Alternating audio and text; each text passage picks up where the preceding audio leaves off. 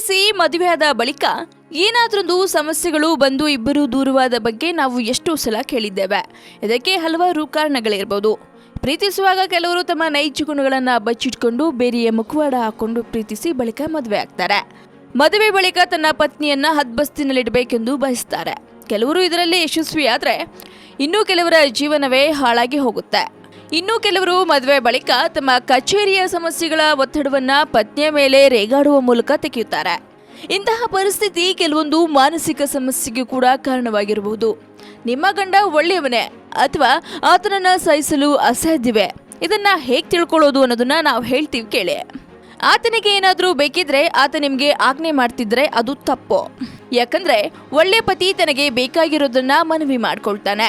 ನಿಮ್ಮ ಎಲ್ಲ ವೈಫಲ್ಯಗಳನ್ನ ಆತ ದೂರುತ್ತಾ ಇರ್ತಾನೆಯೇ. ಒಳ್ಳೆಯ ಪತಿಯು ದೂರುವ ಬದಲು ತಪ್ಪು ಎಲ್ಲಿಯಾಗಿದೆ ಎಂದು ತಿಳಿದುಕೊಳ್ಳಲು ಪರಿಸ್ಥಿತಿಯನ್ನ ಅವಲೋಕಿಸ್ತಾನೆ.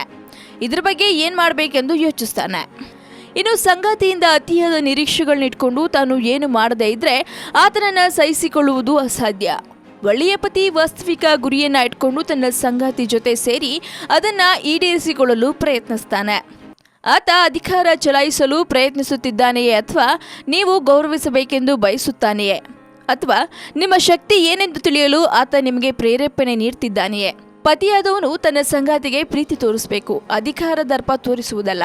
ನಿಮ್ಮ ಪ್ರತಿಯೊಂದು ಚಟುವಟಿಕೆಯನ್ನ ಗಮನಿಸುತ್ತಾ ನಿಮ್ಮನ್ನ ಟೀಕಿಸುವ ಅಥವಾ ತಪ್ಪನ್ನ ಹುಡುಕುವ ಅವಕಾಶಕ್ಕಾಗಿ ಕಾಯ್ತಾ ಇರ್ತಾನೆ. ಅಥವಾ ನಿಮ್ಮ ಮೇಲೆ ನಂಬಿಕೆ ಇಟ್ಕೊಂಡು ಸಂಪೂರ್ಣ ಸ್ವಾತಂತ್ರ್ಯ ನೀಡ್ತಾನೆ. ನಿಮ್ಮ ಮೇಲೆ ಅಧಿಕಾರ ಸ್ಥಾಪಿಸಲು ಯಾವಾಗಲೂ ಆತ ಮಾತನಾಡ್ತಾ ಇರ್ತಾನೆಯೇ. ಒಳ್ಳೆಯ ಪತಿಯು ಕಡಿಮೆ ಮಾತನಾಡಿ ಹೆಚ್ಚು ಆಲಿಸಿ ನಿಮ್ಮ ಅಗತ್ಯಗಳನ್ನ ತಿಳಿದುಕೊಳ್ತಾನೆ. ಸುಖ ಸಂಸಾರಕ್ಕೆ ಮತ್ತಷ್ಟು ಸೂತ್ರಗಳನ್ನ ತಿಳ್ಕೊಳ್ಳೋ ಕುತೂಹಲ ನಿಮಗಿದ್ರೆ ತಪ್ಪದೆ ಸಬ್ಸ್ಕ್ರೈಬ್ ಮಾಡಿ one India Kannada YouTube channel. ಹಾಗೆ ಈ ವಿಡಿಯೋ ನಿಮಗೆ ಇಷ್ಟವಾದಲ್ಲಿ ಲೈಕ್ ಮಾಡಿ, ಶೇರ್ ಮಾಡಿ.